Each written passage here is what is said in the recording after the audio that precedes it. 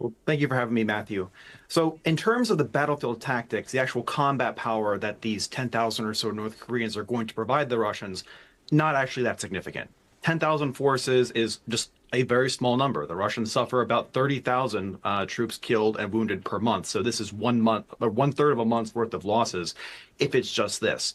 The other issue is I'm very skeptical of North Koreans' forces' combat effectiveness. The North Korean military hasn't actually had any real combat experience in real fought wars for over 50 years at this point. So what we're going to be seeing are North Korean units deploying to the front lines to operate with Russian units. And in fact, that might create some seams where more experienced and on the whole better cohesive Russian units will be arm to arm with the North Koreans. And that could create some opportunities for the Ukrainians to exploit vulnerabilities where those command seams exist. In terms of force generation, it is much more significant. It tells us a lot about the Kremlin's limitations on its willingness to mobilize its people. Russia has a lot of people, but Putin remains politically unwilling to mobilize the people that live in Moscow and St. Petersburg, and rather he'd stand up some alternative pipeline to potentially get North Koreans to fight in their stead. You said that you didn't think it would make that much difference on the battlefield itself. Tell me a little more about the training, the equipment that these troops are likely to have. Sure. So the forces that have been sent come from North Korea's 11th Army Corps, which is North Korean Special Forces. Within the table of organization and equipment within there, you have a variety of airborne brigades and light infantry brigades. These are going to be primarily, light foot infantry. They might be given some mechanized support, but these are not heavy tank units. These are not heavy mechanized units or anything like that. We've not observed any indication that the North Koreans have brought a whole lot of equipment with them. The combat footage or the training footage that we saw of the North Koreans in Eastern Russia that was published a week ago just showed light infantry. So if anything, it seems like they're getting prepared to have light infantry assaults, not with a whole lot of vehicle support. We heard what Mark Rutte was saying, that in one sense it's worrying, but in another sense it's a sign of Putin's desperation. What are your thoughts? Well, good evening, everybody. Welcome to the channel. I'm Brian Lusk. Thank you for joining me. As you saw here, that was an analysis of the type of effect that the North Korean troops might have on the battlefield, which was really 10,000 troops is not a lot. As I believe he mentioned, that's about 10 days worth of, a little bit less than 10 days worth of soldiers in the current way that the Russians are doing their assaults in Ukraine. By the way, I know it's been a while since I've been online. I do appreciate you guys being patient. There's been a lot going on, so don't get me wrong there, but I have been working long days lately, and it's just nice to have an evening where I can jump in and talk about what's going on in Ukraine. A lot of crazy things going on, so I'm going to try and get through a whole lot of stuff tonight. Let's go ahead and get right into it. Let's continue with North Korea for just a few more moments here. As soon as the North Korean troops were being introduced to the battlefield, Vladimir Putin started talking about using his nukes yet again. This is, of course, Vladimir Putin's escalation management strategy. Namely, he escalates, then he tries to manage the West's response by threatening to nuke everybody and everything. Very standard response from Vladimir Putin.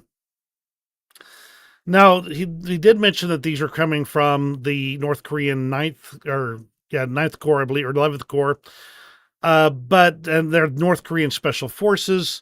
Others have been saying maybe not so much. Maybe some of them are, but some of them are likely also relatively young, inexperienced soldiers that are being brought in to basically be the meat of these assaults. They did receive Russian uniforms in order to be part of the invasion, so they are getting outfitted by the Russian military to fit right in as far as visually goes. However, something interesting kind of popped up. Namely that there was a civilian truck. It was not a military truck that was stopped by, I believe it was a unit of the Russian military. The driver didn't have proper paperwork to perform military activities, and it was an entirely civilian truck loaded chock full of North Korean soldiers. And so it just shows that, once again, the Russians are avoiding every possible way they could obey the laws of war in this case. They're using civilian vehicles to transport, making civilian transports even more likely to be targeted by the Ukrainians, as they are likely to find that they are being used by Russian soldiers. They actually recorded an entire exchange here of a over the radio of a Russian unit that had intercepted or stopped this civilian plated Kamaz truck. And the driver didn't have a combat assignment and no paperwork. They intercepted this radio traffic that was sent back to the command post. Checking on this, it's really the conversation is interesting, but just understand there's a couple of things to take away. One is that, again, Russia's using civilian transports in order to transport their soldiers and equipment. And number two, the Ukrainians have the ability to intercept that radio traffic. Pretty soon, now the indications are that these soldiers, at least initially, are being placed in the Kursk region. This, from all logical perspective, is an intelligent place to put them. And if they're not going into Ukraine itself, it means that they're at least fighting on Russian soil and supporting Russia directly in that regard. There are, however, indications that this is not the limits of where the North Korean soldiers are going to be placed. Even NATO has confirmed that the North Korean troops have been moved into Russia's Kursk region. Again, as I mentioned, if this is the least offensive of the potential places they could put the North Korean troops. Now, Informed Napalm, which is kind of an open source intelligence group, pro-Ukrainian, kind of got some of the South Korean intelligence on this, intelligence report that was presented to their parliamentary committee. They do state that the majority of these troops are young people over the age of about 20 that lack combat experience in modern military conflicts, but they say their combat training is sufficient. North Korea is for the first time sending troops abroad, and the South Koreans are saying, hey, this is a great opportunity to see how the South Koreans or how the North Koreans actually fight. So the South Koreans, dang, it's hard to get flipped between North and South right now. So the South Koreans have already sent a batch of observers who are likely there to watch how the North Koreans work, and likely to work as intelligence assets that have insights into the North Koreans. In the end, though, the opportunity for South Koreans to get their hands on even more potential North Korean defectors is pretty extensive. We already mentioned early on, once the North Koreans arrived, they already had, I think it was 8 of them disappear into the hills. So there's a high likelihood that they are going to be defecting in larger numbers than maybe even the regular Russian troops. There's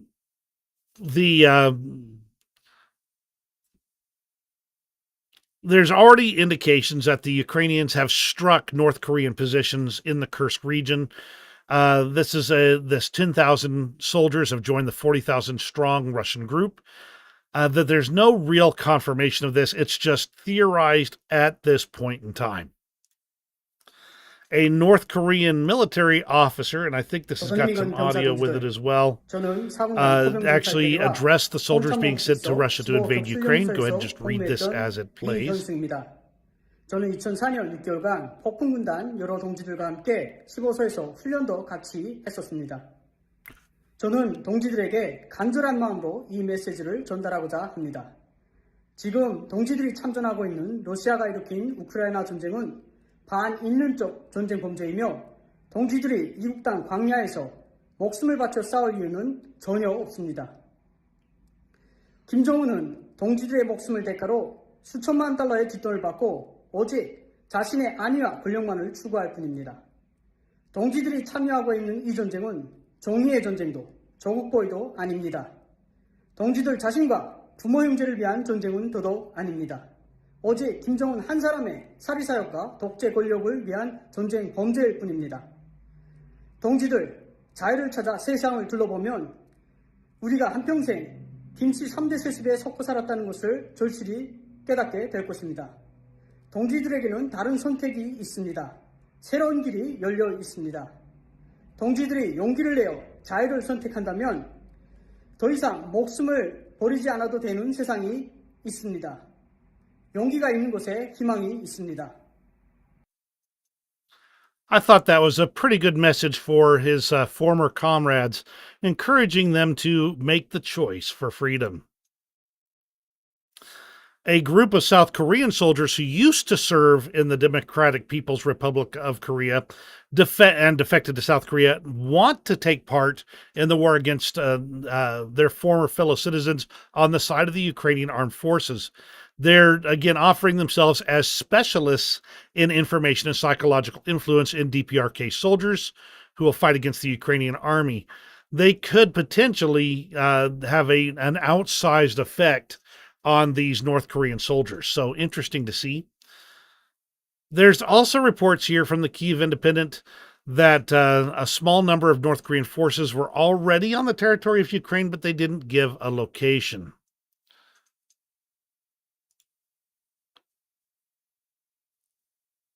And I already mentioned this earlier, so we don't need to go through that again.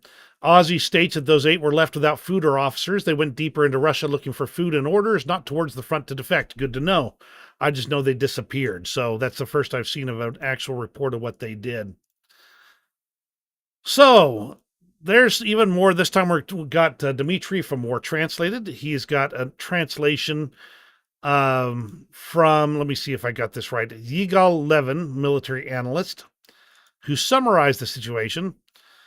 At the BRICS summit, BBC journalist Steve Rosenberg asked Putin about his beloved stability, rightly pointing out that before the war, there were no drone attacks on Russian territory, no shelling of Russian cities, and no foreign troops occupying Russian territory.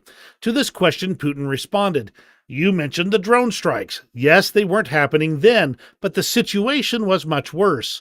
The situation was that our constant and persistent proposals to establish contact with the countries of the Western world were always met with being put in our place. They seemed polite, but they always showed us our place." I think that says it all, he said. To Putin, people are disposable. The 600,000 killed, maimed, wounded, etc., are all just dust to him. There is no rationality in his decisions, only pure voluntarism, a deep-seated inferiority complex, and a desire to be taken as an equal. You see what I mean, right? He says. Some bureaucratic nobody wanted equal treatment from leaders of the world's advanced nations, who control more than half of the world's wealth, produce half of the global GDP, and whose countries are at the cutting edge of human progress and scientific development. Equal treatment was desired by someone leading a state that offers nothing but oil and gas, and whose share of the global GDP before the full-scale invasion was around 3%. Thanks to the war and the launch of irreversible degradation processes, the share will fall even further to 2.7% by the end of the 2020s. What a timeline, truly. In 50 years, historians will be quietly shaken by the madness of it all. And then there's this offensive campaign assessment from the Institute for the Study of War, and I'll hit the highlights here. The NATO Secretary General announced that South Korean officials shared evidence with NATO officials of North Korean units operating in Kursk. We kind of already touched on that. Ukrainian forces conducted another series of drone strikes against Russian distilleries. Now, this sort of made me laugh initially because, hey, distilleries, vodka, ha ha ha. No, these are the industrial distilleries. These are the ones that make solvents for cleaning jet aircraft, the products that go into keeping the aviation in the air, those types of things, not alcohol for the pilots to drink. So they produced rocket fuel and fuel for aviation brake systems, technical needs, and anti-icing agents. They're all made of alcohol. So these are, in fact, strategic targets, not because they make alcohol as in booze, but alcohol as in the products that alcohol is required to do to keep Russian aviation in the fight. Russian President Vladimir Putin briefly acknowledged Russia's labor shortages on October 28th, but highlighted Russia's low unemployment rates in an attempt to reframe this challenge in a beneficial light and claim that the Russian economy is able to sustain a long war in Ukraine. Now, I don't have it handy. There was a chart I picked up. Let me see if I've got it. Surely I've got it around here somewhere. Okay, yes, here it is. Boom, copy. Link. No, that's not the right link. There it is. Copy link. There we go.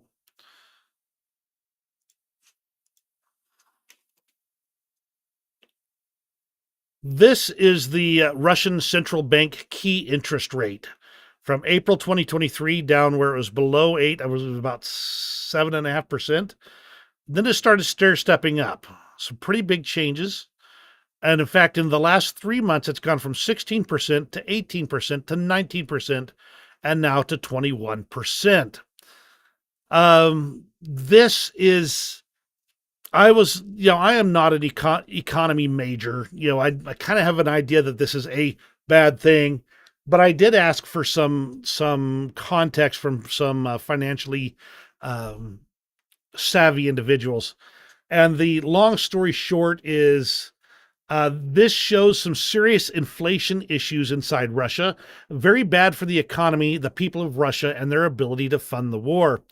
And then another guy joked, hyperinflated tangerines is a very sad state of affairs. So this is showing that Russia's economy is overheating. The ability of the Russian people to buy and sell things is being destroyed, even as they destroy even more things going on in Ukraine.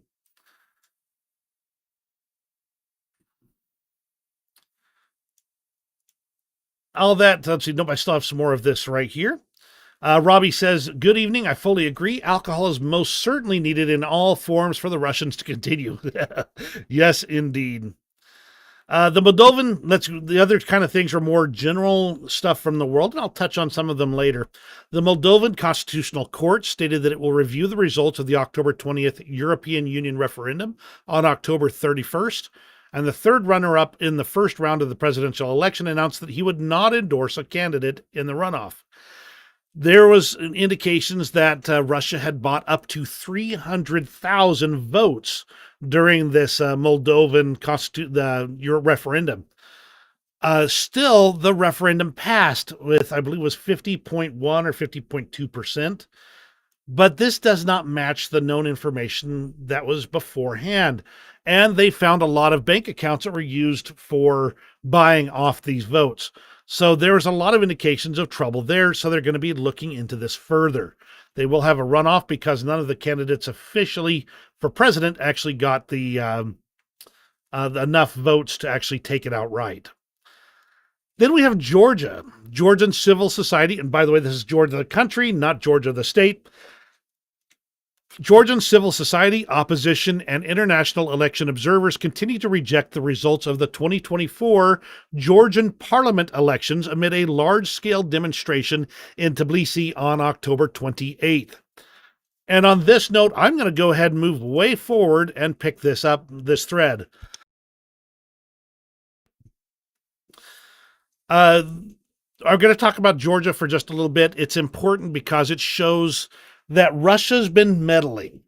They've been dumping money and personnel and bribery and threats into these countries to try and turn the votes in the way that they wish.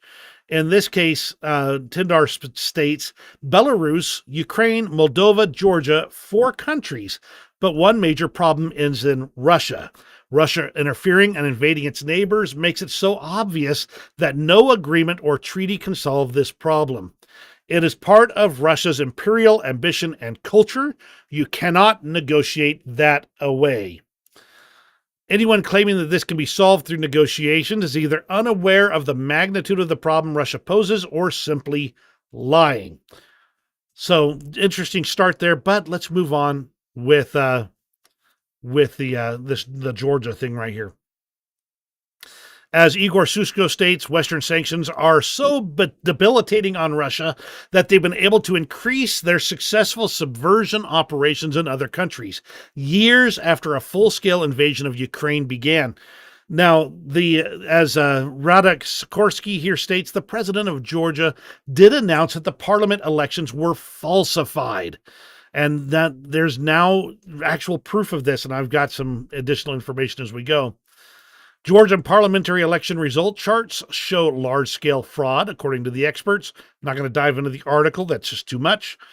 Ever since the elections, there have been mass protests in Tbilisi following the theft of the parliamentary election in Georgia through fraud by the Russian puppets. Exit polls showed the pro-EU vote was over 50% and only around 40% voted for Russia. Then videos like this started to come out, and this is literal ballot stuffing.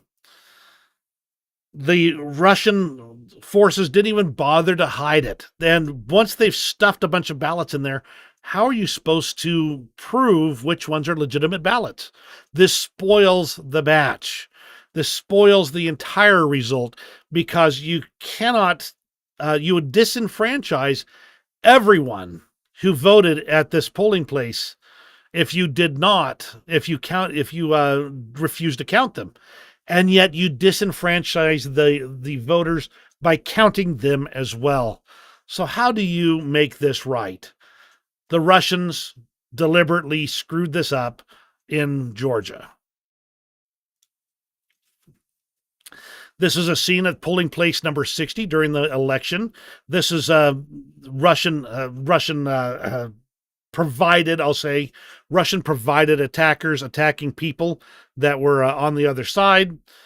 It's clear they went all out to try and stop the elections here from being pro-EU. And in the results, it is true that they did. Protesters have continued to assemble and are playing the European anthem in Tbilisi, Georgia. This is from last night. The widespread voter fraud in the parliament elections in Georgia have not only been expected from the beginning, but can be seen in videos where ballot stuffing occurred. I showed you one already. It is virtually the same as in Belarus, where another unpopular dictator would have been toppled, but exists only because of Russia. The question is now what the people in Georgia are going to do. That's right. This is Russia.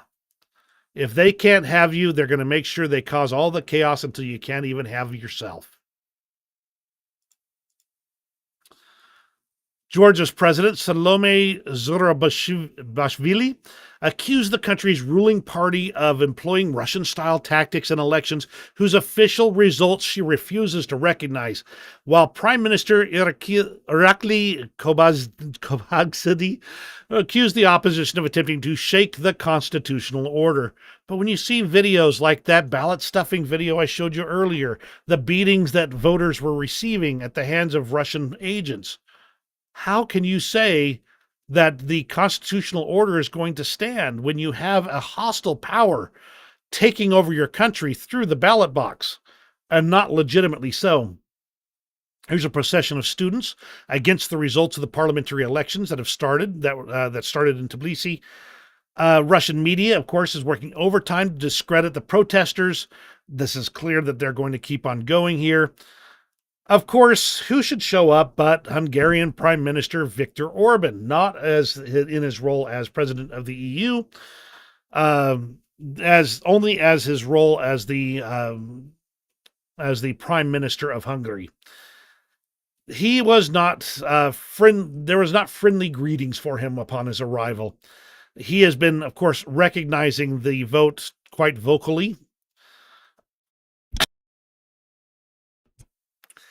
But as overall, we're currently seeing unrest taking place in Georgia. Students are chasing away pro-Kremlin journalists, and everything is going down pretty hardcore here. The Central Election Commission has called for a partial vote recount on 5 polling stations randomly selected from each election district, or about 14% of all polling stations. The question is going to be, what's the point?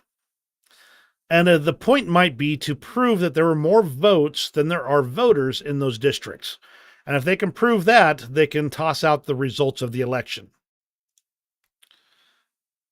As Crimea and Win states, 80% of Georgia's population is for joining the EU. However, 54.2% is for the pro-Russian Dream Party.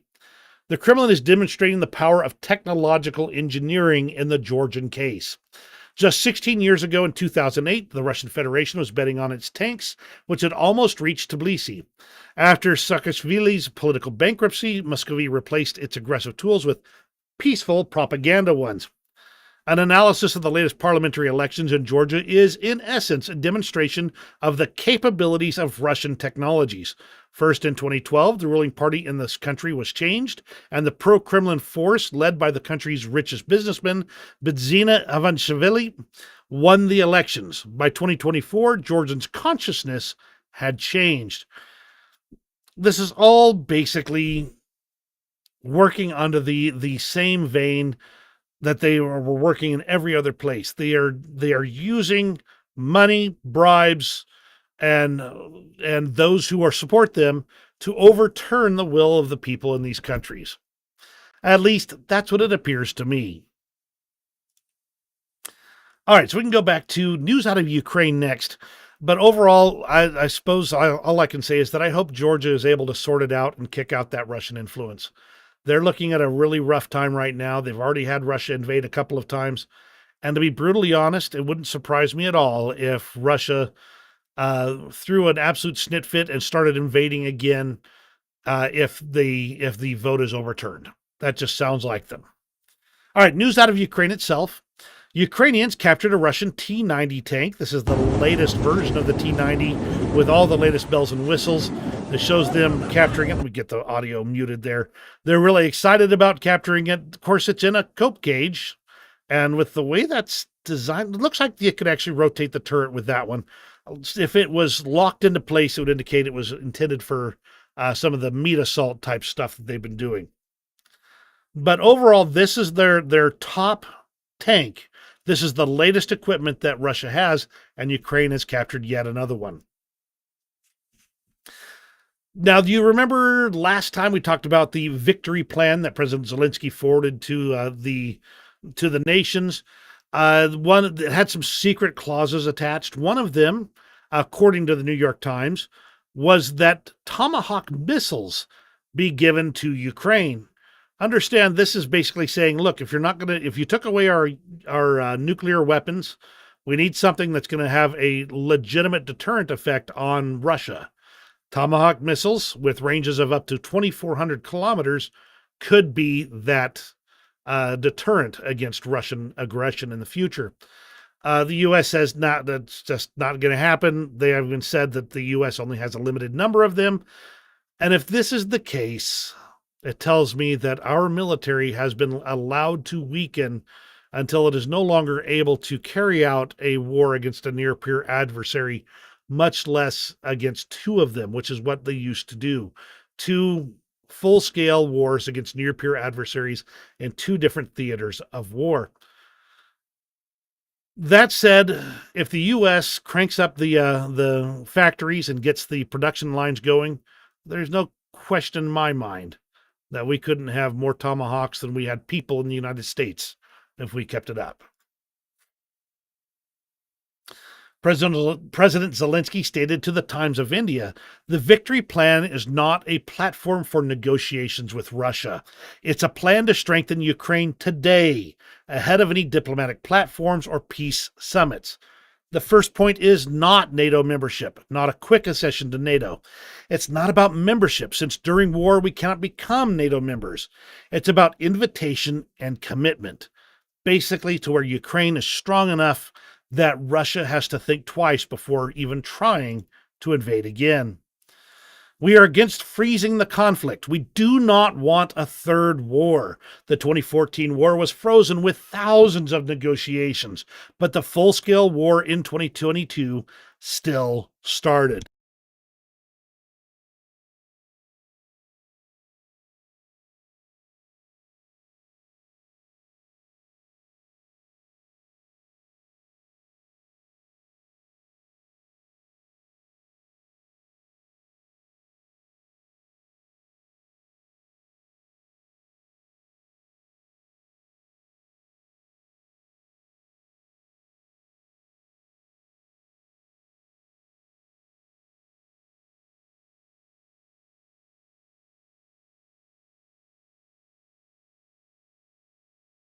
Thank you for the heads up, Robbie. Let's see, I think it was at the end there. So yet another Russian attack on Ukrainian cities last night. Thank you. Russians struck the private sector in Kharkiv with 4 dead and two houses destroyed, 20 damaged, with more under the rubble, possibly using the Grom E-1 hybrid missile. 6 people injured in Kyiv, and 1 killed and 14 injured in Kryvyi Rih, with 11 apartment buildings, outbuildings, a medical clinic, and cars being damaged. Here's video of the situation in Kryvyi Rih right here. It's never going to be pretty pictures. On the more positive news here, over the past year, Ukrainian engineers have developed more than 200 different ground-based robotic systems that are being used in the war against Russia. The robots conduct reconnaissance, fight, mine territories, deliver ammunition to the front line, evacuate the wounded, and replace Ukrainian defenders. Soldiers and manufacturers are convinced this is the beginning of a new era of robot warfare.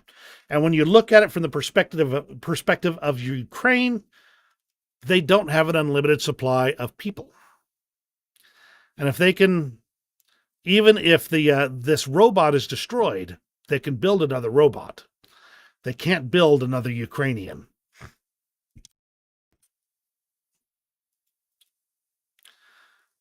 According to journalist Jason J. Smart, Ukraine is offering amazing opportunities for all entrepreneurs, including those interested in drones, military tech, and other innovative fields.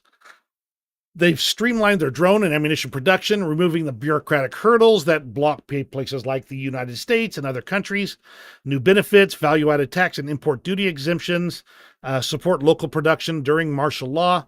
Basically, bring your creativity, your warfare capabilities to Ukraine. We'll produce it here with less of the regulatory burden, so we can quickly get the articles you produce into the fight. Or as Michael Kuzhowski, not sure I got the pronunciation right on that, has stated, "I am convinced that Ukraine has the chance to replicate Poland's economic success." I think that's a great possibility.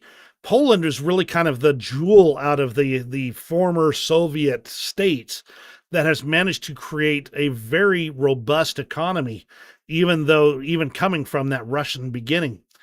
Ukraine's they've got a much larger area. They've got a lot more resources. If they can come out of this war with their country intact, they've got an even better chance than Poland did. The EU is working to increase their ability to export electricity to Ukraine up to 2.1 gigawatts ahead of winter. They're going to need it. The Russians have not stopped trying to hit electrical infrastructure or other heating infrastructure. I just think they're running out of direct targets, I hate to say. There's also plans to draft another 160,000 people into Ukrainian forces, with the move being to raise the manning of combat units to 85%. It's just going to be needed. It's a war. They need more people. Alexander Commission says that Ukraine could, on its own, with funding, produce more drones and missiles for strikes deep into Russia, using its experience of fighting back against Russia's full-scale invasion. Basically, give us the resources, we'll make our own cool missiles to strike those Russian targets that we want to hit. This is kind of talking about the whole alcohol situation there. Ukraine expanding their long-range drone strikes target list. And this is where I kind of got some more of the information about, from fuel to braking systems, from liquids, for technical needs, cleaning to anti-icing agents. It's all alcohol. This is much more important than their vodka distilleries, that's for sure. President Zelensky is showing a little bit of that diplomatic chops that he's got going on here. President Zelensky stated on October 28th that he had never heard U.S. presidential candidate Donald Trump say he would cut aid for Ukraine, adding that the Republican nominee talks a lot.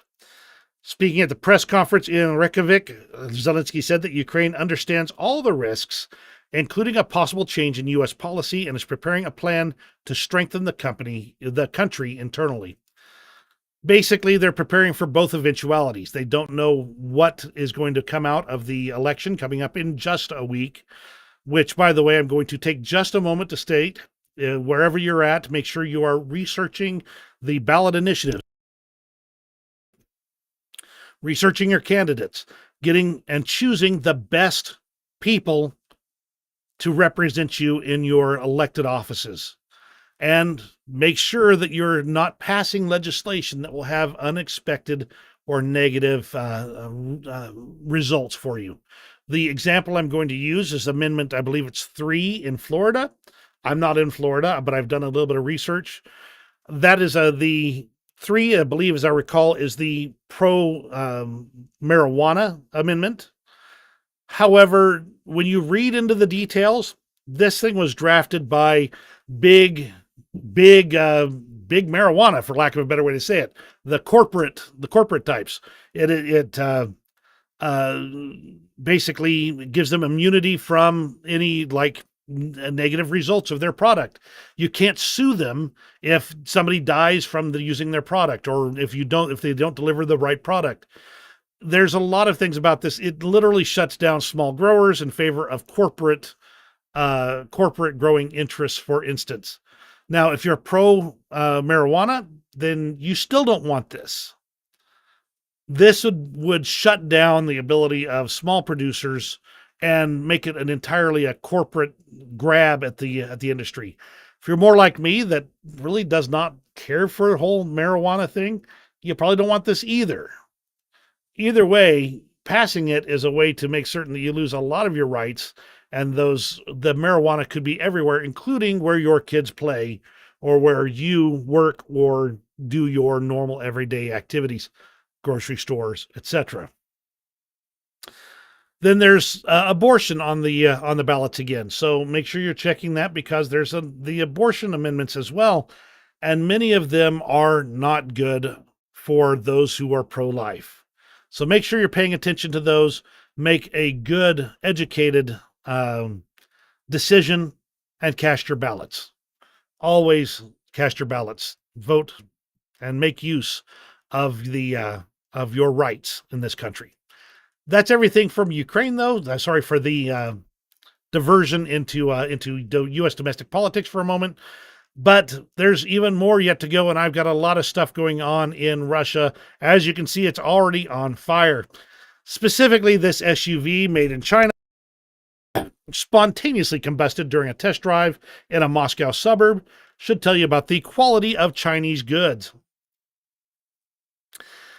Then there's this giant fountain of sewage in Moscow. It is taller than a 15-story building. And I'm trying to figure out how in the world they got that much sewage under that much pressure in order to be able to shoot it that high into the sky. I wonder if somebody hooked something up wrong or something.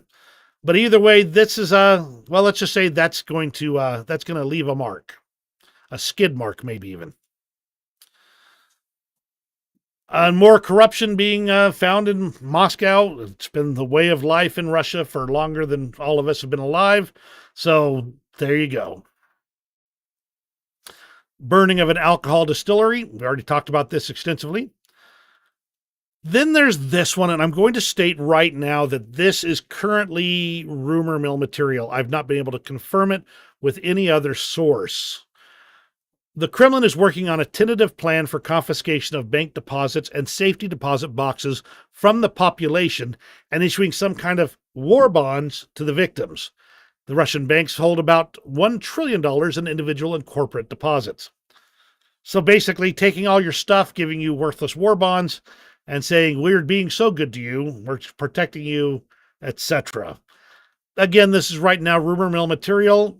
Igor Sushko has been pretty good about being accurate, though, but take it with a grain of salt at this point in time. An American citizen who had been spying on behalf of Russia in Ukraine for the past 2 years was actually recovered from Volodar by the Russian forces and taken back to Russia. I've seen this from multiple sources, so this is substantiated at this time. A Ukrainian drone struck a pipeline control center for Transneft Druzhba in Novonikolskoye in the Tambov region.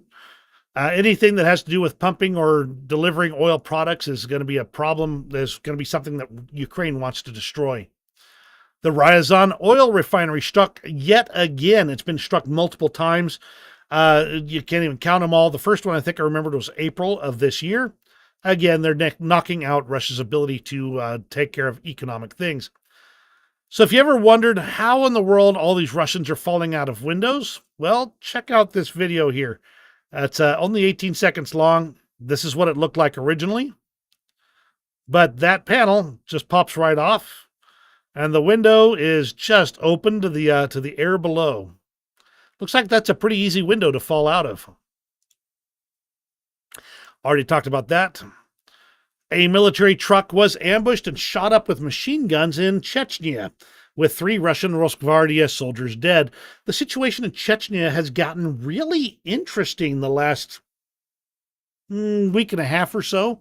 There's been a lot more attacks taking place there by let's just say not just Ukrainian drones. We'll get to that in a little bit here as far as that goes. But also what appears to be partisan operators that are destabilizing the situation in Chechnya, opposing Ramzan Kadyrov and trying to create the situation where he can be kicked out of power. Now, Kadyrov might also be in a little bit of trouble with Vladimir Putin. I don't know. There's been a lot of shaky things going on there. Then there's this one, a memorial to Russian combat veterans that was erected in Ulyanovsk Oblast.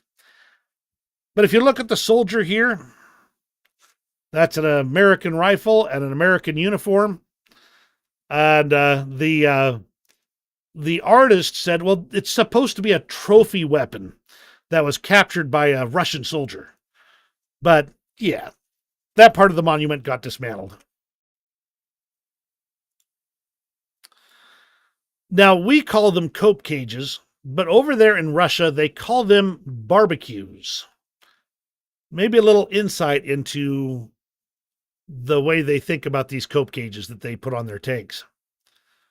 Already talked about that, moved on. Tourniquets and first aid kits issued to Russian soldiers as part of their standard first aid kit are so bad that they have been called a good way to die slowly or quickly. Soldiers are now being urged to replace them with almost anything else. Interesting, to say the least. I'd say that's more evidence of Russian corruption. An ethanol distillation plant in the city of Novokoprovsk, Voronezh, was also struck by UAVs. There's been multiple distillation plants hit recently. Butter, and I'm not talking Parquet. Due to significant shortages and price increases, some Russian grocery shops are now placing butter into anti-theft boxes. In fact, there was a major criminal operation that stole 25 pounds of butter recently. Apparently, it's become quite the target for theft. A Russian soldier, Maxim Fedorchenko, one night shot dead 10 of his sleeping comrades and escaped towards Polozhi. And the day before, in the Kursk region, Captain Dmitry Slepnev was killed during a dispute at an observation point. We're starting to see more conflict on the Russian side in their chain of command. Soldiers who are escaping, often with their lives. Interesting to see. Already talked about that. Then there's this right here. Since Russia's having to deal with all the death and destruction that both they are causing and receiving at the hands of the Ukrainians, the Russian media are now promoting this funeral expo in Moscow called Necropolis. They're leaning into death as much as they can. This comes with flashy costumes, a play. It's basically just celebrating the fact that they're being sent to slaughter. Again, talked about that. I got several things I kind of got multiple copies of, so bear with me as I kind of filter as I go. Russian propagandists, however, are starting to notice something. So many people reassure us, they say, that Russia can't be defeated. But it can be defeated. It has suffered strategic defeats after World War I and in 1991. We should not act like we can't be inflicted with a strategic defeat. An interesting bit of self-awareness. Speaking of, just for a moment or two, I was in a chat on X, and one of the people there was saying, Russians aren't bad. They're not the bad guys. Not at all. Then, they're just, we should be friends with them. And I'm like, yeah, that's an interesting statement there. I mean, certainly the Russians certainly don't talk about the Molotov-Ribbentrop Pact anymore, and they certainly, are not talking aggressively about their invasions of Chechnya, Georgia, and Ukraine, and certainly none of those things there. And he got so mad. Oh, he was the person I was talking to was so mad. Just remember, as we've said many times, love the sinner but hate the sin. These people often don't know better. They have been bathed in Russian propaganda, and they see friends that aren't friends. So be charitable, but be accurate. Remind them of exactly who they're lying down in bed with. Oh, here's the bit about the 25 packs of butter being robbed by two men in the supermarket. They've already captured the suspects, by the way. Russian warmonger and huge supporter of Putin, Oklobytsin, outlined the Kremlin's intentions here from Anton Hershchenko. Russia is an empire, and any empire strives for expansion. And there will be no rest for us until Russia establishes its protectorate over the entire planet. They're telling you what they intend to do. Let's start listening. Now, there is reports that Russia's moved their latest air defense system, the S-500, to Crimea. However, the S-500 is really not optimized for the type of combat that's happening over Crimea, for the missiles and things like that are there.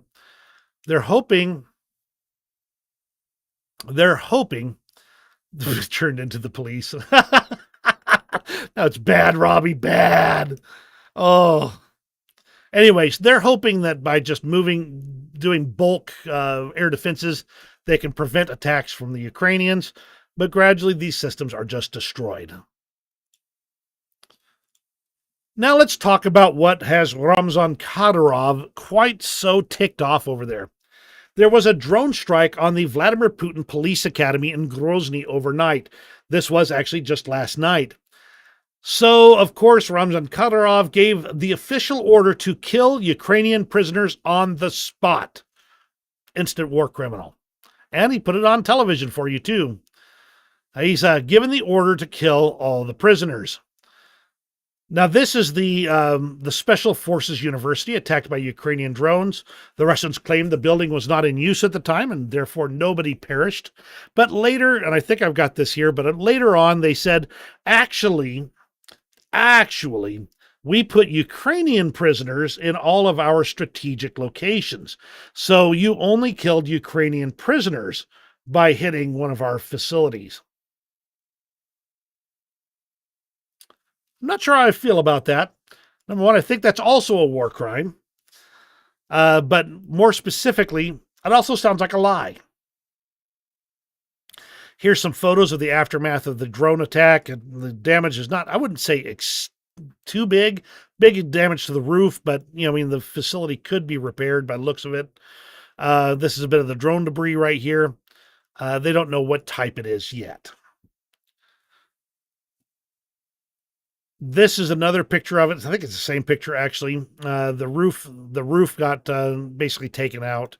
Again, I don't expect this is going to keep the facility closed forever, but it's still, look at the symbolism of it. Named after Vladimir Putin. burning, and it's their premier training location for Russian special forces. Yeah.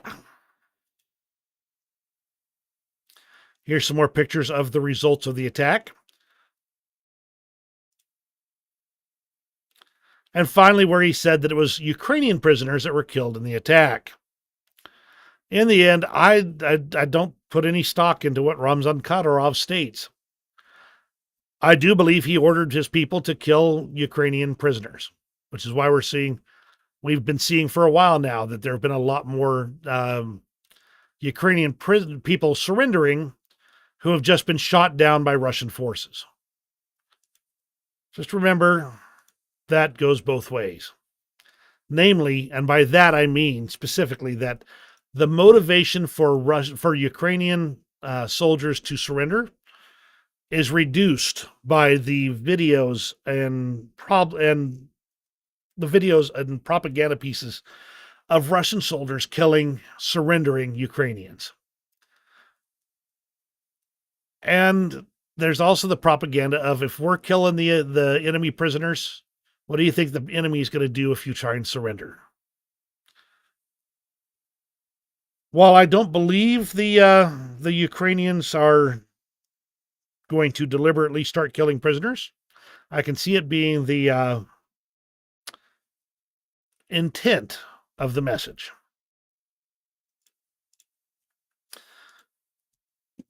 Over on the international front, why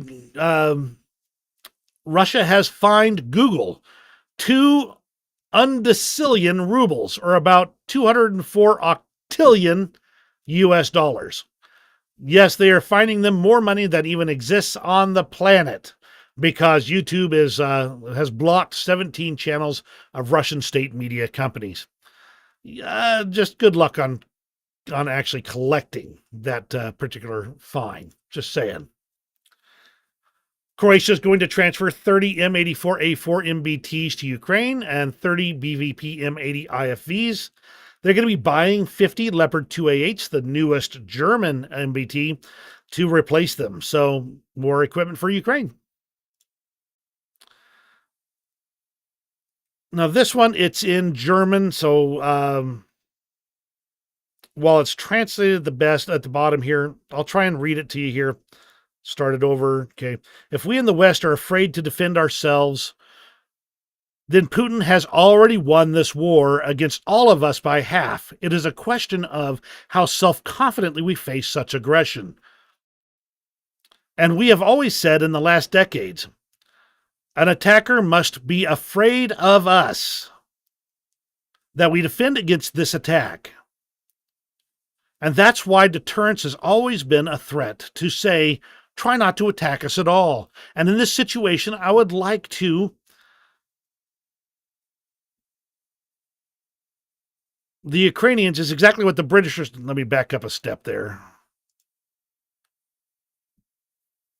The Ukrainians and what I'm saying here, Mrs. Ingelke, is exactly what the British are saying, what the French are saying, what the Americans are increasingly saying, not Joe Biden, but his entire environment. And the only one who's in the way is the Chancellor of Germany, and he is obviously afraid. And fear is a bad advice. There's a good possibility that Mr. Friedrich Merz will be the next German Chancellor next year. Let's take a brief slide over to the situation between Israel and Iran. Israeli fighter jets struck and took out effectively all of Iran's air defenses in one evening. They spent hours operating in Syrian and Iraqi airspace with zero losses. The S-300 and S-400 systems couldn't detect these aerial vehicles, let alone target them. The Israelis really just wiped the floor with Iran right there. 4 air defense positions in the Tehran area were destroyed. 12 planetary mixers used to produce solid fuel for long-range ballistic missiles were destroyed. At least 1 drone factory was destroyed. The Research and Development Center in Parchin, which was been used in the past for nuclear technology, was hit. I don't know that it was destroyed. This is what Israel did with F-35 fighter jets. And Iran was incapable of intercepting or doing anything against Israeli fighter jets in the air. Now, Israel, this is a long way for Israel to go. This is not an easy operation for them. They had to do aerial refueling, tankering over their F-35s to the actual combat area. They had to do, and that's multiple ones as I understand it, both there and back. So this was a complex operation carried out using the latest in stealth hardware, showing that Russia truly does not have a chance against top-flight Western hardware. If we decided tomorrow that Russia was to be out of Ukraine and we were going to do everything we had to make it happen, there would not be a Russian soldier in all of Ukraine. Period. It's a matter of political will, not one of technology, not one of escalation, nothing else. This is what Western hardware can do when you have the willpower to use it. Canada has delivered another batch of LAV-60 ACSVs to Ukraine. This was announced last year, but there's more that have made it over there now. Rheinmetall has announced that the first batch of the 10 of the newest Lynx IFVs will be transferred to Ukraine by the end of the year.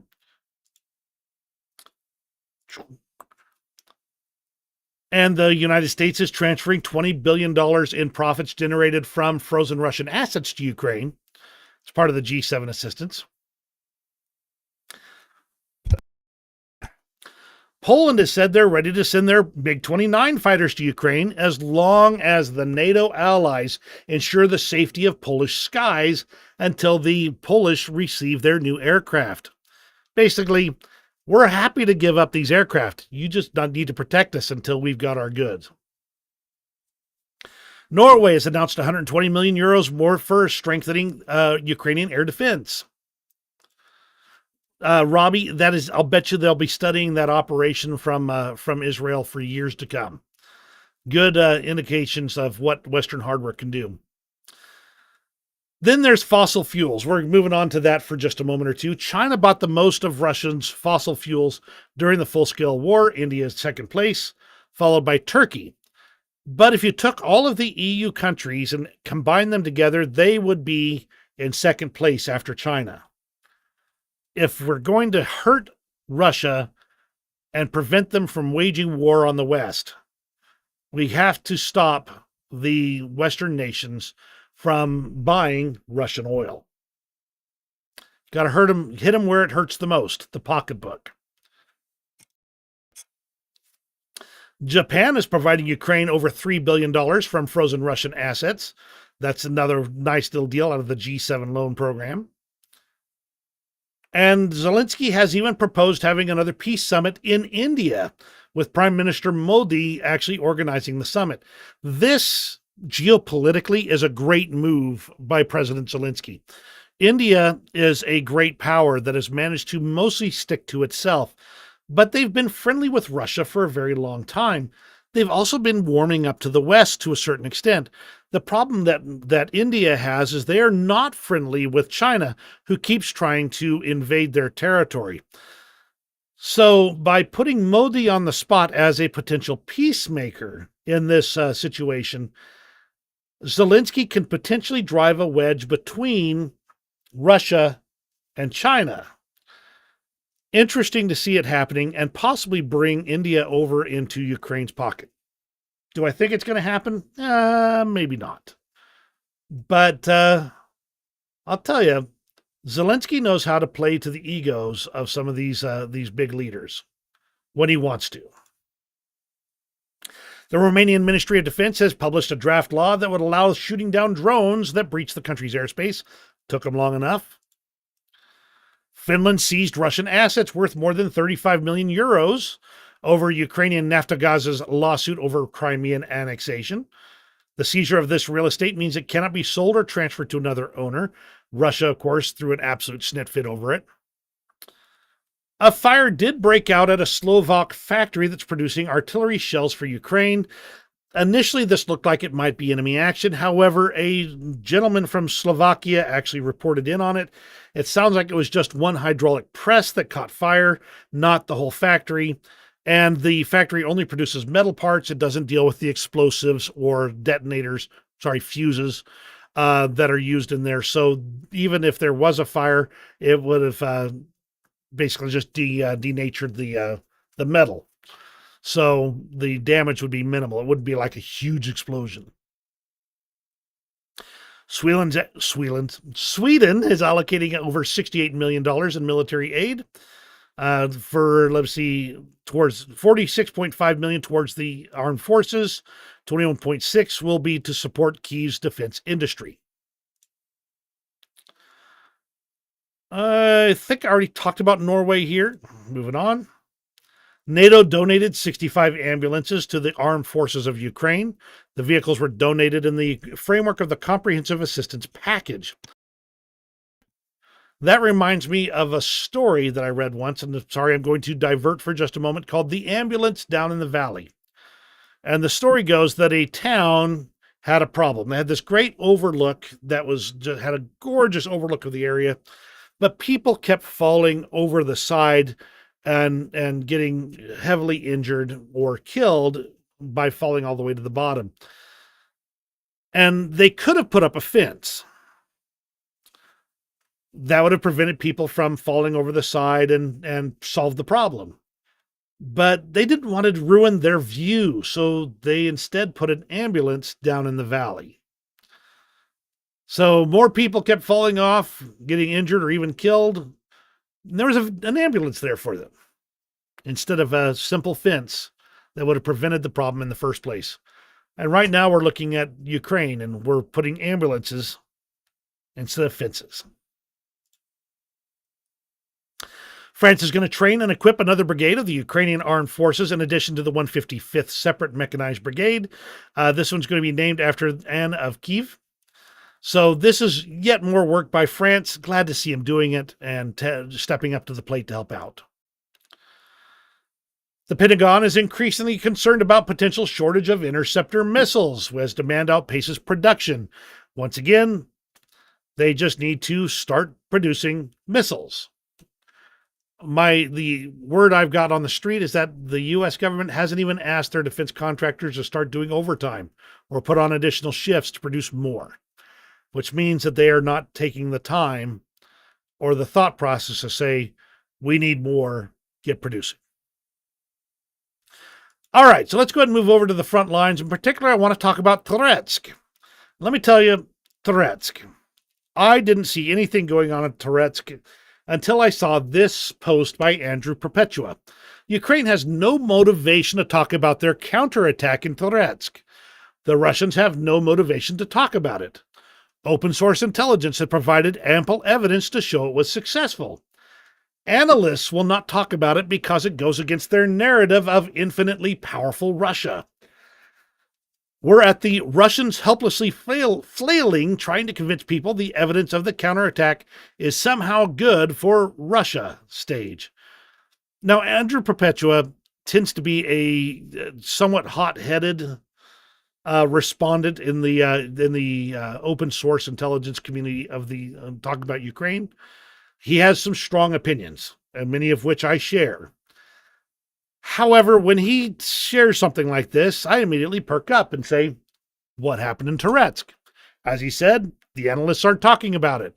I wasn't seeing it anywhere else. So I started looking around. And initially I saw, well, the Russians had taken a few buildings, and once they were packed chock full of Russian troops, the Ukrainians detonated the explosives they left behind, destroying the building and all the Russians inside. Okay, that's interesting, but hardly the material that would have Andrew Perpetua on like that.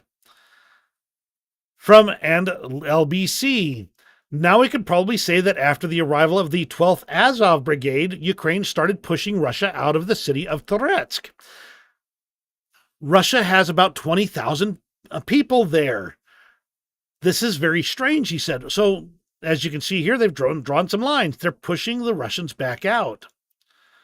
And here's another view of it. In Toretsk, the Russians fight back with fab bombs in the area of the mine after losing the Sabalka quarter completely. It seems to me that the city was prematurely considered fallen and the soldiers were transferred south. Ukrainian forces continue reclaiming positions in Toretsk. Reports indicate that Ukrainian troops have crushed Russian assault groups that attempted daily attacks in the area, prompting successful counterattacks from the Ukrainian side. So what does that tell me? It tells me that Russia has in this area extended beyond their ability to both bring in troops and resupply. They have gotten too far ahead of their ability to bring people and equipment forward. So the Ukrainians took advantage of it. They allowed territory to be captured, allowed being put in quotes, and made the Russians pay for it and pay for it and pay for it. And finally, when the Russians had finally paid too much, the Ukrainians said the bill is now due and to went in and retook some of that territory. A successful counterattack that sort of went under the radar, that nobody was talking about. And the AFU continues to push the Russians out of Toretsk. This is from today, where they're talking about even more pushing them out. Against all odds and predictions, the Ukrainians have advanced in Toretsk. What? I mean, we often comment that the Russians are always pushing forward. Well, not always. Sometimes they push so far forward, they trip over their own shoelaces. And the Ukrainians are there to make them pay for that mistake. The front lines themselves are kind of relatively static at the moment. Kursk hasn't changed in several days, I think over a week to speak of. A little bit of activity over here and a little bit over here near Glushkovo. Overall, we're seeing things are currently a little bit stalemated in the area. No changes in the Volchansk or Kharkiv area right here. There have been, however, some significant changes over here in the east, outside of Svatova. Number one, you can kind of see that the Russians have managed to push all the way up to the Oskil reservoir here. That's not good news for Ukraine. And the gray zone has expanded a little bit more, so we expect the Russians are going to continue to push in this area. You notice I'm passing up a lot of the front lines here. Chasiv Yar has kind of gotten static as well. You kind of see there's no changes in this area, but the overall report is that Russia over the previous 2 weeks has managed to push into the outskirts of Chasiv Yar. There is a little bit going on kind of in this area near Kurahova. This appears to be an area where Russia is pushing pretty hard right now. You see just a lot of little advances kind of spread all over the area. And this is an area that we're going to be keeping a close eye on in the next little while. And overall, that's the front lines. No major changes. And we're seeing this continue is what it's really coming down to. This is from the settlement of Hirnik in the Donetsk region. The Ukrainians have been continuing to hold Russia back, but also improving their positions. So there is some good signs for Ukraine here and there.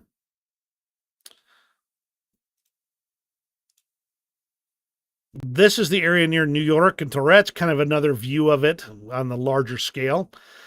This is where I kind of really get the feeling that things aren't necessarily going as well as Russia would like. This is War Gonzo, Russian source. They talk about things from the Russian perspective. Positional battles continue in Zaporizhia with no significant changes.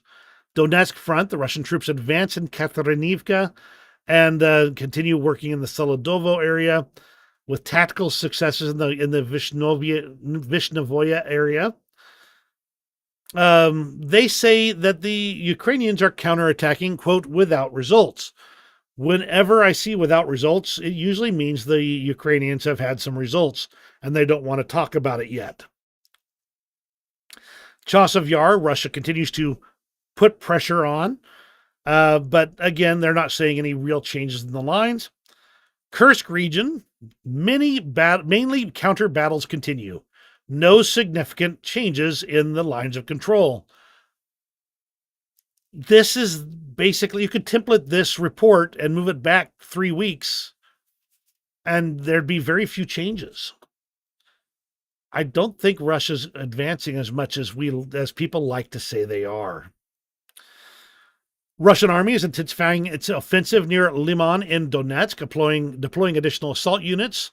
Ukraine has inflicted heavy losses, rendering some assault groups combat ineffective. Low morale amongst the Russian troops, with many refusing to fight due to a lack of protection against drones. In response, Russian command is pressuring and coercing lightly wounded soldiers into further assaults.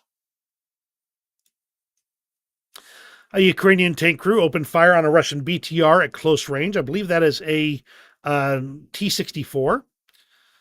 That is we've seen several videos of these super close range tank shots lately, and I'm just not sure what the Russians are thinking. I mean, the tank obviously didn't maneuver in the way there. It was holding still. It just rotated its turret and blew the snot out of that IFV there. What are they thinking? I don't get it. Here's the Russians hoisting their flag on Katerinivka. So that is them capturing yet another flattened town. From the 28th, that would be yesterday, the Defense Intelligence update from the UK. Russian forces have made gains into the heavily contested town of Chasiv Yar in eastern Ukraine. They have highly likely crossed the canal in southern Chasiv Yar and approached the town's boundaries.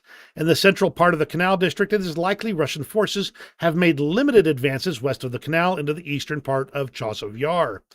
However, it is highly likely that the central and northern parts of the canal district remain fiercely contested, with Russian forces unable to consolidate in these areas. Up until recently, Russian forces have been unable to cross the canal due to extensive defensive measures. So this might not be good signs for Ukraine at this point in time. We'll be keeping an eye on it. Of course, we may be keeping an eye on it for a long time. And this is talking from a couple of days ago about Seladova, where the Russians have reportedly taken much of the town. So kind of giving you some broad strokes there. Ukrainian armed forces are completing fortifications in the Zaporizhia region, with the second line being finished at 99.9% and the third line being finished in the coming weeks. The goal is to make Zaporizhia a fortress. This is the first time I'm really seeing... I've seen some fortification happening on the Ukrainians' part. This is the first time I'm seeing them serious about the fortifications, putting the real time and effort into making a defensive line that's the equal of what Russia produced as well. 30 explosions heard overnight in occupied Crimea near the areas of Zankoy, where a lot of military hardware is, some in Simferopol and Krasnovardisk. I am going to butcher the pronunciations tonight, I can tell. Russian forces have raised their flag in the center of Bohoyavlenka, north of Volodar. Significant advance being reported there by null reports. And the Pokrovsk direction, after taking control over Ukrainsk and Sukharina, Russians are moving forward west and have already started attacking the outskirts of Novodmitrivka. Here, too, Russians seem to experience little opposition. I don't know what to make of this yet. I'm watching it. Pretty much a duplicate of that. Now, briefly, the Kursk direction, and there's only one significant item here. Russian news made a big deal about destroying this armored truck, claiming that there was Ukrainians inside. It's a Russian truck. It's a Russian Sarmat 3, and it was being driven by Russians. No telling what they did to the poor Russians inside.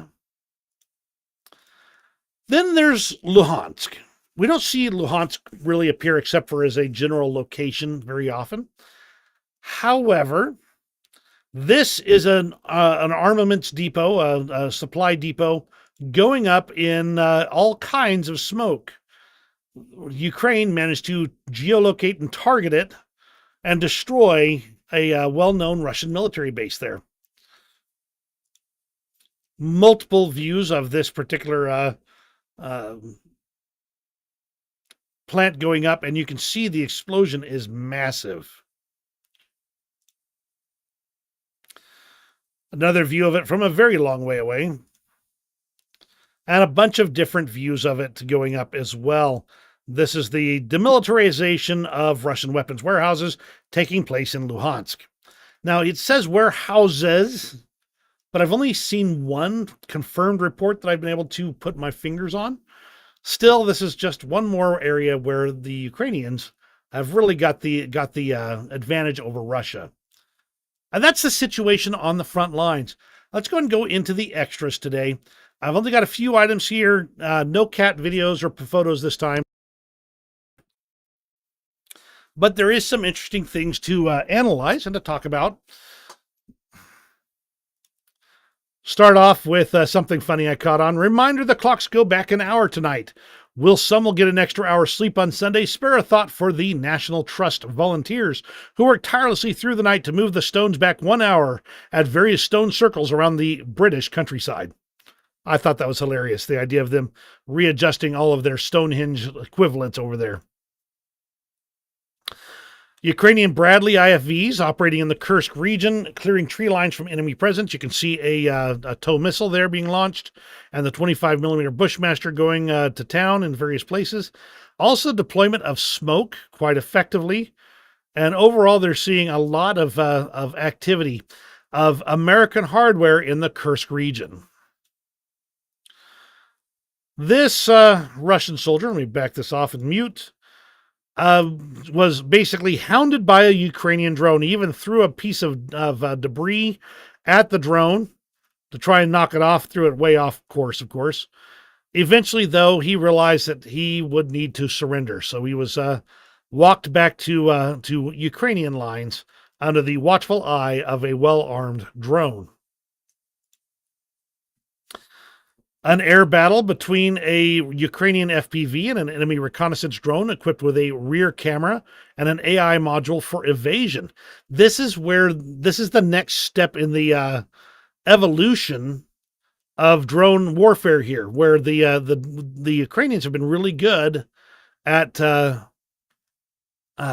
destroying Russian drones in the air with their own little mini drones. Now the Russians are responding by making their drones able to evade the Ukrainian drones.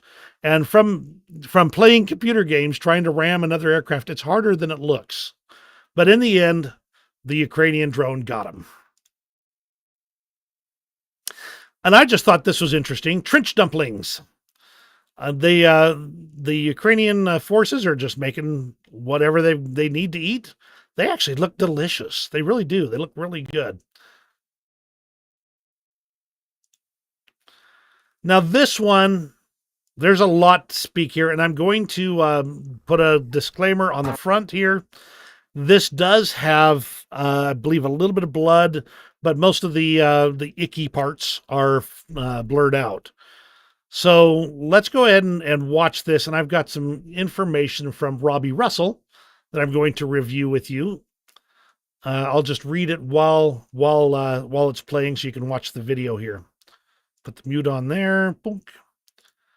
There's a lot to break down here, says Robbie, so buckle up. As far as the gear goes, they were using Cry Precision, which is an American company and very, very expensive. It's supposed to be the best outer carrier vest, belts, and assault pants and shirts out there. Now I'm going to pause this for a moment and just clarify. This is the Russians providing a video of a supposed sabotage group that got into Bryansk. They report having a U.S., Canadian, and other soldiers. They called it a NATO group here. So let's go ahead and hit the play again.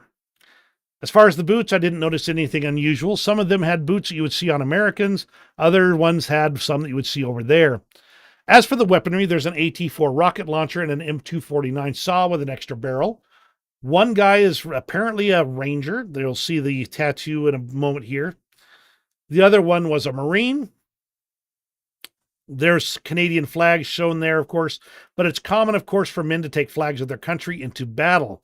One of them did look almost brand new, though. Also, I don't know how they fold their flags. By the way, that is Polish on that picture there. But of course, the U.S. flag would be folded up in a triangle. Some of the grenades that were circular are U.S. made as well. One thing that doesn't make any sense. There is no ammunition that I could see for the M249 SAW. That is a belt-fed machine gun that uses 5.56. Also, it looks brand new, not even a scratch on it or the barrels. And I said, a lot of the gear, this is me speaking here, a lot of the gear looked pristine, or at least insufficiently messy for field use in a firefight that would justify the loss of soldiers, at least to my civilian eyes. There is some mud and blood in there as well. Go and hit play again on it one more time. Robbie states, there's also a Daniel Defense DDM-4 that has no sights on it at all. That is a weapon only made in America and is one of the best, if not the best. I have two of them, he says, but for it to not have any sights, that is interesting to say the least. Also, the trauma shears look to be really in bad condition, and I don't think anyone would be carrying those around in that condition. So those are probably staged unless they're used for something else that's not medical. There's another video floating around where it's showing blasting caps and Simtex. He states he's only worked with C4, so I don't know what the blasting caps to look for. He says he's not sure how they died, but the guy has an obvious burn blister on his calf in one of the pictures. One of the guys died on his side, as you can see the blood pooling there, and almost looks like bruising, other than that's about as comprehensive as I can get. Now, my comments on the Canadian flag, let me see if I can find it real quick here. That looks like it's right out of the packaging folded. It's really clean. Looks like it was busted out of the plastic wrap that it got from the factory. That's my comment there. It's too crisp and clean to be knocking around loose in a pack. Now, Robbie stated that this group appears to have been some sort of sabotage group under the Ukrainian Special Forces Command. Competent foreign veterans are often given free rein for the most part. They have Ukrainian passports, so they are obviously abiding by the rules. Just a small group that got caught. This would be normal. This type of group would be perfect for this type of behind-the-lines work. I did ask him if this was a legitimate photo or possibly staged. He believed that it was most likely legitimate with some staged elements. There are elements that are strange, he said, like the flags and lack of sights or even backup sights on the Daniel Defense. However, this is a small group, and at least two of them seem to have very good training. The brand new 249 with no ammo and AT-4 bother me a little. Also, the Simtex seems a bit strange. That's usually a Middle Eastern Communist Asia thing. Probably Russian propaganda put their thumb on the scale, but all in all seems to check out minus night vision. They have too much high-tech gear to not have nods at a minimum. Also, the ceramic plates or armor that goes inside of the plate carrier seem very thick and unrealistic. And he says he might be out of touch with the latest in this, but it should be slimmer with the latest in technology. And overall, I thought that was a fascinating analysis of this video. Thank you very much, Robbie. I appreciate your taking the time to tell me about it. I would have loved to get you on camera for it, but my evening has been absolutely nuts. But overall, I appreciate the time that you took to tell me about this video and to share it with me in the first place. This really tells me, at least to my mind, that not only was there some elements that were being staged, but there's a lot of questions to go with this as well. And we'll end off with just a brief discussion of this opinion piece here. It's time to admit the West is already at war with Russia. And this entire piece is about how Russia is clearly at war with us. North Korea is at war with us. The truth is, it's time for us to finally state that we are at war, because our enemies are already at war with us. And much like the mosquito, that if you just refuse to swat it, just keep trying to get it away from you, will eventually sting you and draw your blood. We are currently avoiding swatting the mosquito. And he's going for our blood. And that's everything for today. Thank you very much for joining me. Glad to have you here. Robbie or Ozzy, always glad to have you both here. Thank you for your comments and everything you do to help out over here. Always appreciate everything you do. You guys make these streams so much more fun to do. Hopefully I'll have more time this weekend to get another stream in. It's been super busy. I just got off 8 days in a row and then a whole bunch of things going on as well. But hopefully I can breathe at least a little bit for the next few days. You guys have a great rest of your day, and we'll see you on the next video.